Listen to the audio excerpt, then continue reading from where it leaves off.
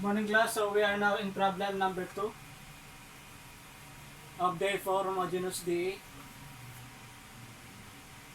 So we have a problem 2 quantity 2x squared plus y squared dx minus xy dy.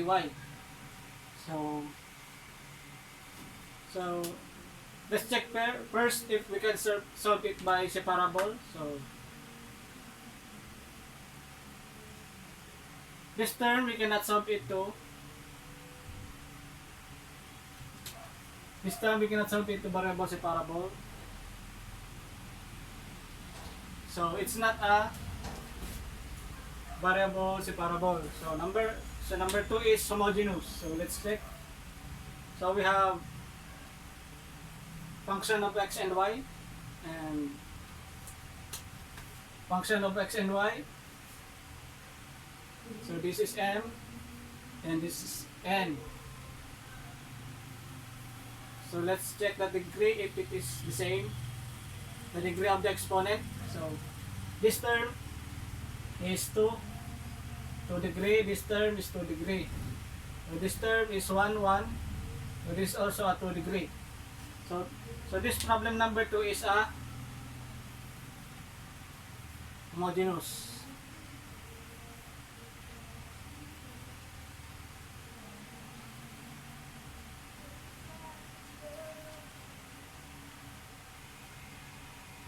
So as we notice, this term is simpler. This term. So this is dy, so this is dy. So use y is equal to bx so that dy is equal to b dx plus x db. So then next step is substitute it to the equation. So we have 2 quantity 2x squared. So plus y squared is equal to vx. So we have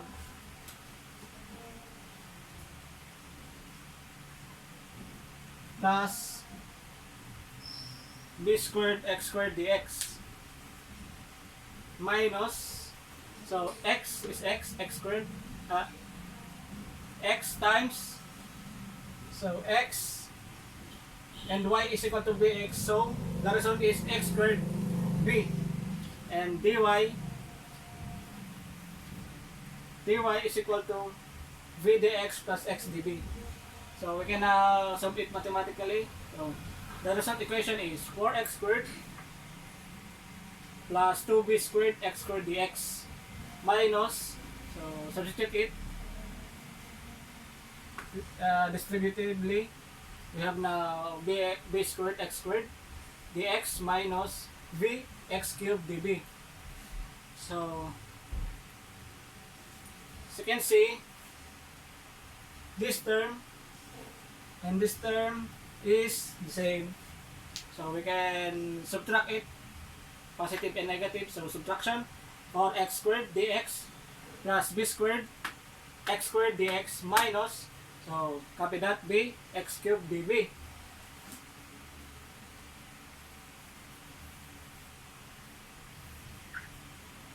So as you can see,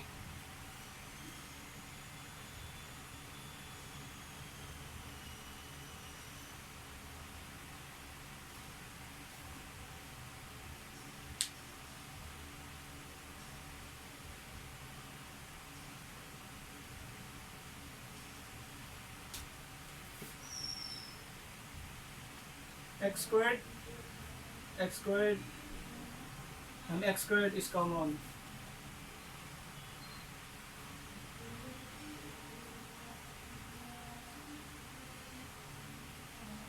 So we can multiply this by, we can simplify this by multiplying the equation by 1 over x squared plus 4b squared. So we have now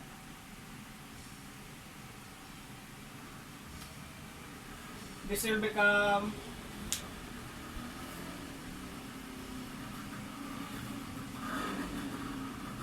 so this is cancelled. So this will become only dx. So this will become only dx.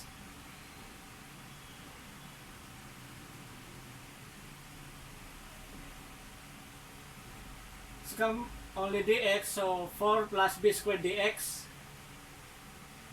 This will become x. This will become x.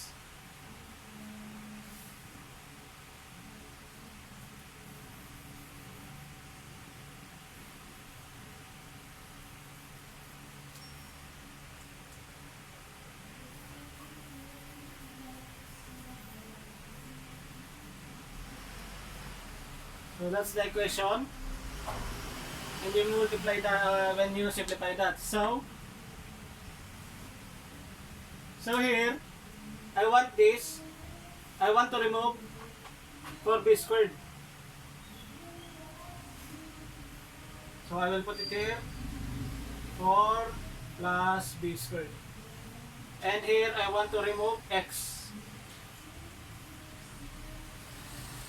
So I'll put it here. So we will multiply the whole equation by 1 over plus 4b squared. We have now, so this is cancelled.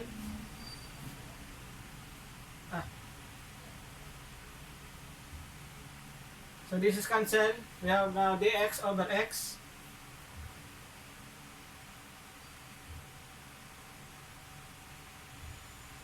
So when you multiply this and this, will become minus vdb over 4 plus b squared. So this is now a variable separable.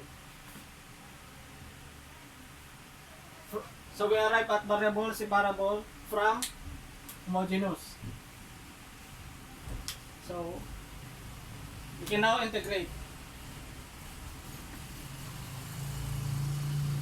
So as you remember, so our guideline, so this is already in basic integration, and this term,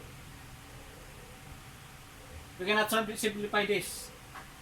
So because it is in simplest form, so we cannot do basic integration, simplify and basic integration. Next is u sub. So we can do your substitution here. Remember that this term is always u in u substitution. So u is equal to 4 plus b squared. So that du is equal to 2b db. So we have b db. So we will add here 2.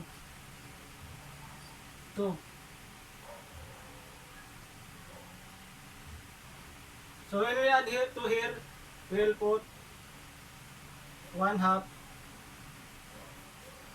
to neutralize the equation. So it will not change. So we will arrive at the equation. So the integral, by using integration, ln x minus 1/2 ln plus 4 plus b squared is equal to ln c. So we can cancel these two so that we can simplify. So we will multiply 2 to the whole equation. So 2 ln x minus ln 1/4 plus b squared is equal to 2 ln c. So law of logarithmic, we have now ln x squared minus ln 4 plus b squared is equal to ln c. So this part, I shortcut this equation. So we have now, since we already discussed it in the previous topic, so I'll shortcut this to save some time. So x squared, the properties of logarithmic minus, so this minus properties become x squared over 4 plus b squared is equal to c squared. So well, the next question is x squared 4 plus, so b squared is equal to y over x. So 4 plus y squared over x squared is equal to c squared. So simplify, you have now x squared over 4x squared plus y squared over x squared is equal to c squared. So this is no fraction. So we arrive at here.